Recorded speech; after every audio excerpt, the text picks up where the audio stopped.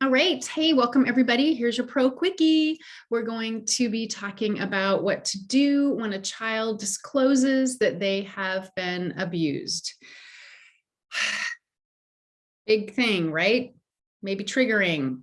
Also, you may have had this might have happened to you and you might think, oh, I did a terrible job. I didn't handle it well. And so I just want to encourage you to not beat yourself up. This is not something that is necessarily taught or is intuitive. For some folks, it is. I've noticed that the longer people have been working with kids, the kind of better they do with this kind of thing. So please don't beat yourself up. If you do have a situation currently or something's happened in the past and you want to debrief it, or you just need a little more help, feel free to email me, and I will probably voice memo you back, because that is my new favorite way to communicate. Anyway, here we go. And please, if you have dealt with this yourself, will you please feel free to chime in, as the case may be, if you have suggestions or ideas. That would be really, really helpful. So I'm just going to do some basic stuff. So first of all, if a child confides in you that they have been abused, go you. This is such a good thing. It shows the child trusts you and they feel safe with you, which is, you just pat yourself on the back. That should always be the goal with kids. And, you know, I mean, this is sort of weird, of course, because it's me, but one of your goals should be that a child could disclose to you, right? Could tell you something terrible is happening to them. So go you, if this happens. Oftentimes the kid, you might need to do a little sleuthing.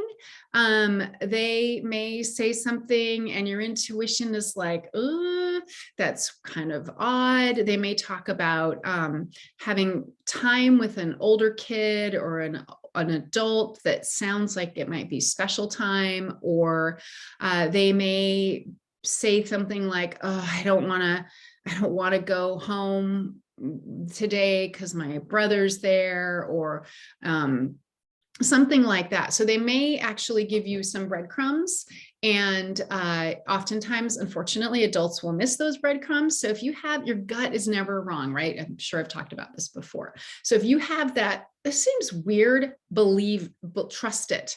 And then you can say, you know, really casually, what's up with that? Why don't you like that person? And always this, hey, how was your day? Like super chill, talking about the weather, tone of voice. So, and then see where they go with that. And again, you need to trust your gut. So that's just a little, just kind of a side note. If a kiddo, so let's just say in that conversation, that child says, oh, I don't like it when they touch my privates. I don't like that.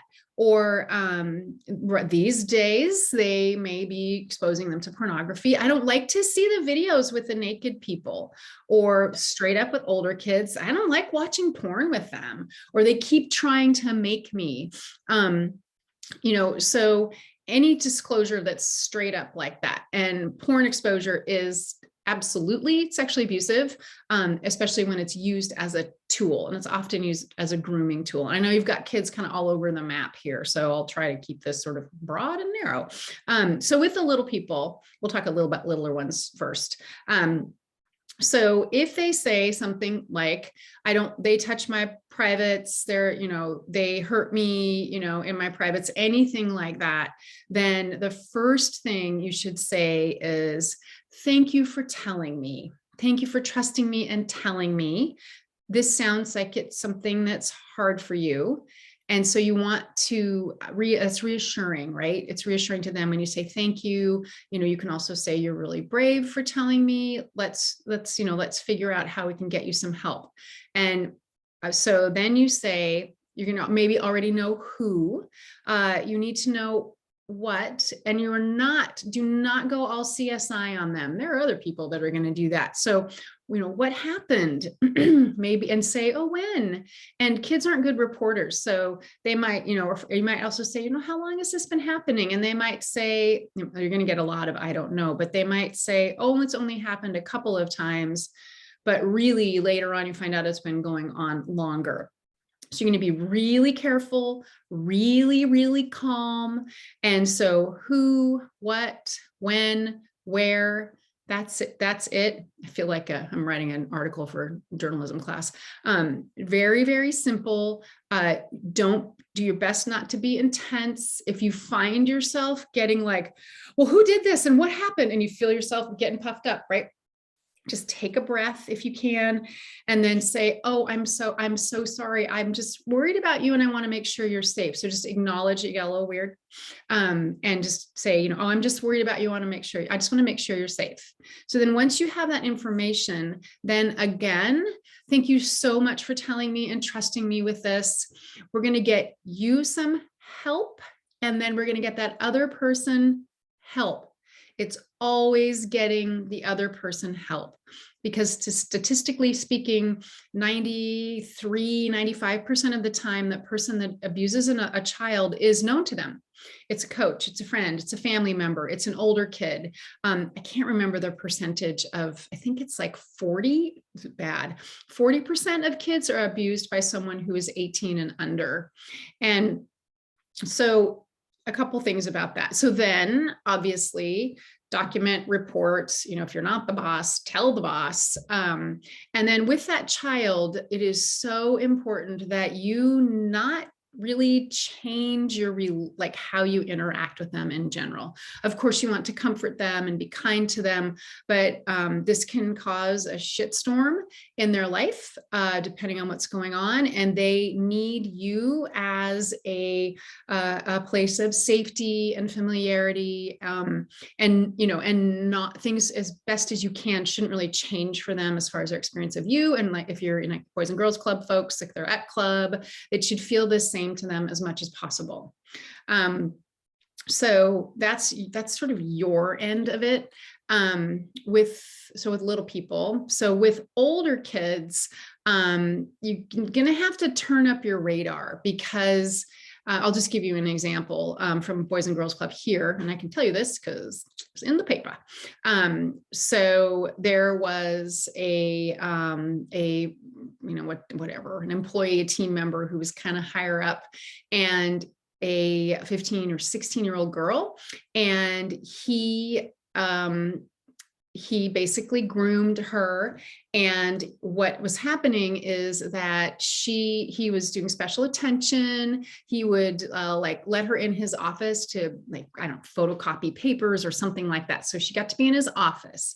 He would pick her to do overnight campy things, when I guess you can close them all in a space and they're in there together. Clearly that sounds like hell to me. So he would pick her, he would text her, so he was doing all these grooming things, and she's 15 or 16. She was, she didn't know any better. It was flattering to have this older man. He was attractive and paying all this attention to her. At one point, her parents found out that he was paying extra attention to her, and they told her not to see him anymore, which, she can't control that because she was at the club. And then at one point it came out that at one point they ran into each other, and he kissed her. And then in order to get ahead of that, he told his boss that he ran into her and she kissed him, and he just wanted to be straight up about this. And, I'm a good guy.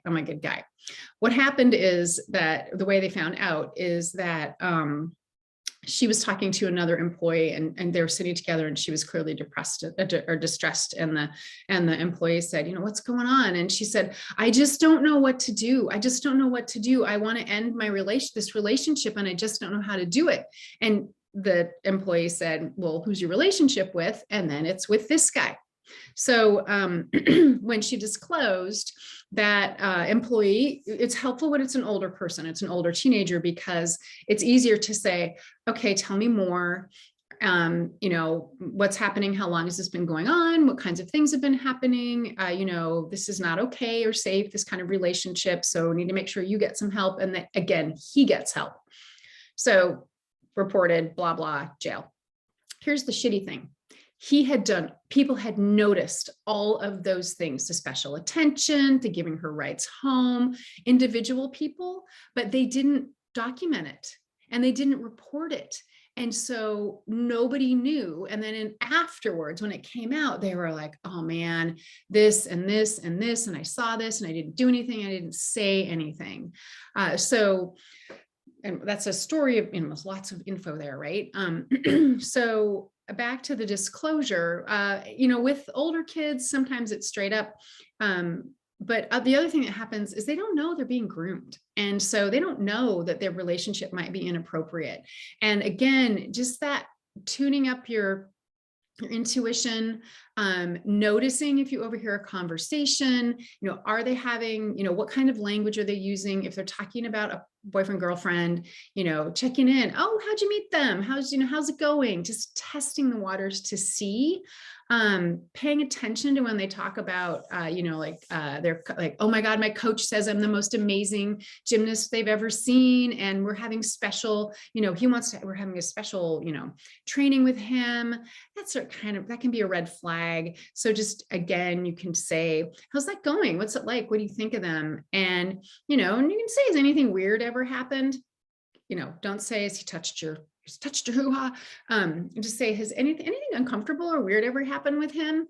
And watch them. And if they're like, oh no, it's fine, then that body language, right? You can say, you can trust me and tell me, you won't be in trouble. And if you need help, I'll make sure you get help. And that can oftentimes help them tell you what's going on. So there's that. So the big things here are, when they disclose, is you have to stay super calm. You need to say, thanks for telling me. You need to basically show up as a really safe person with them. Do not go all CSI on them. That can really muddy the waters. Excuse me. My nose is running. That can really muddy the waters, because the people who will ultimately interview the child know what they're doing. They're professionals. This is what they do. It's not your job to do that. Your job is to remain in connection with the child. What was the other thing I was going to say? So with reporting, as y'all may know, that can be a total mess. And when CPS gets involved, that can also be really complicating. A couple of things. So if a child discloses to you and you need to report it, y'all know that if you suspect abuse, you need to report. Even if your boss person says, it's fine. If your gut says, I need to report, you report. Sometimes what will happen when you report is you can say, depending on what's going on, can I tell the family? And you don't tell the family until you have permission to tell the family. I know you all have relationships with your family, with the families and the parents. And so, there can be a place where you're like, hey, your child said this. We need to call Child Protective Services. I want you to be here with me when we do that. That is okay too, as long as the person that has been accused of doing the abuse is, not the father, right? Like that would not be a good thing to do. So you can ask CPS, can I tell the family? Sometimes they'll say yes, sometimes they'll say no. Oftentimes they will come to interview the child on site, depending on what's going on. And you need to they are the boss of you. They're the boss of you. So if they say don't tell, you can't tell.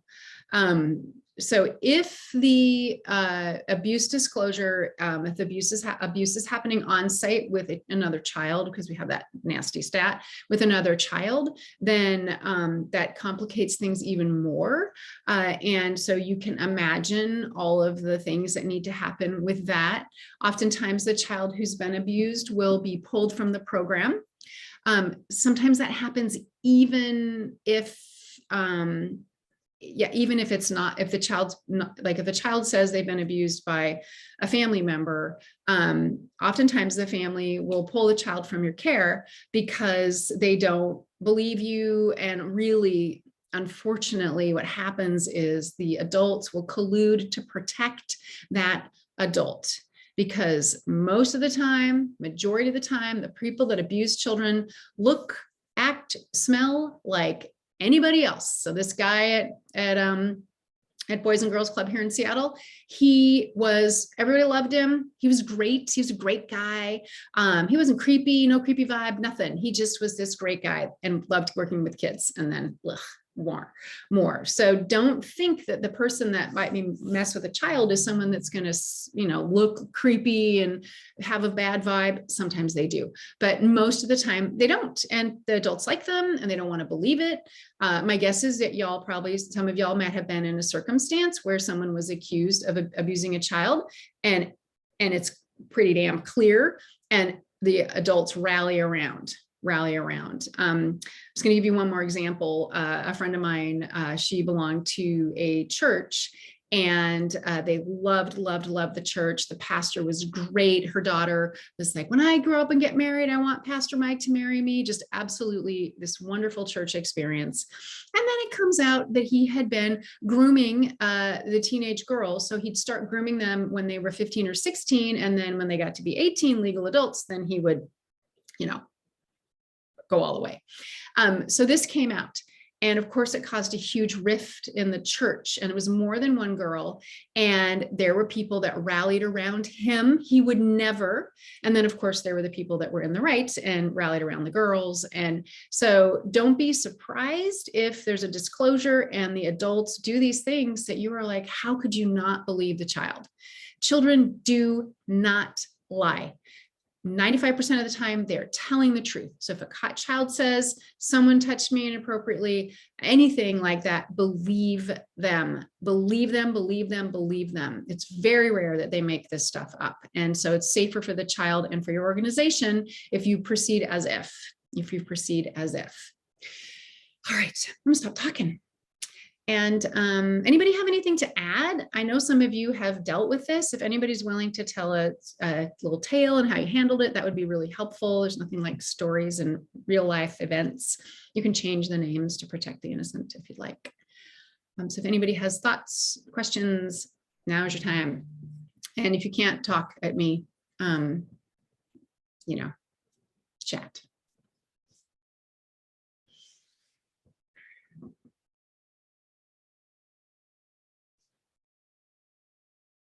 Y'all are shy. I hope you never have to deal with this, but it's better to be ready than to not be ready. And, even in this, 20 minutes that I've been talking, you may already know more than your staff that you work with or even your friends. And this is a really great position for you to be in. So you can go back and you can share the video, obviously.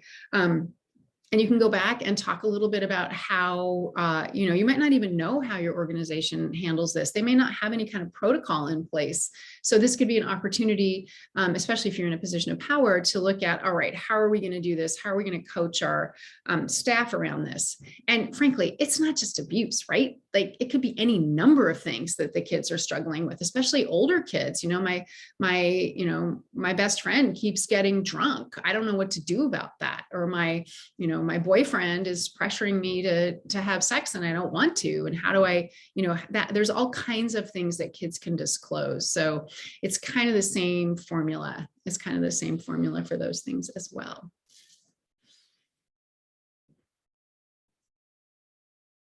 And if you're feeling shy, just do that secret messaging thing to me. And there are no dumb questions. And you're here. So imagine you're eager to learn. And any questions not about this too, always welcome.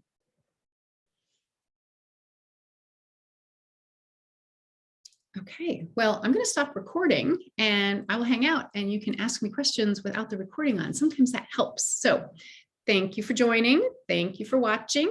Remember, I do trainings on this sort of thing all the time. And if you think your staff might benefit from it, please feel free to reach out to me. I'm happy to help, and I'm happy to help you feel more comfortable and confident with this part of life and working with kids.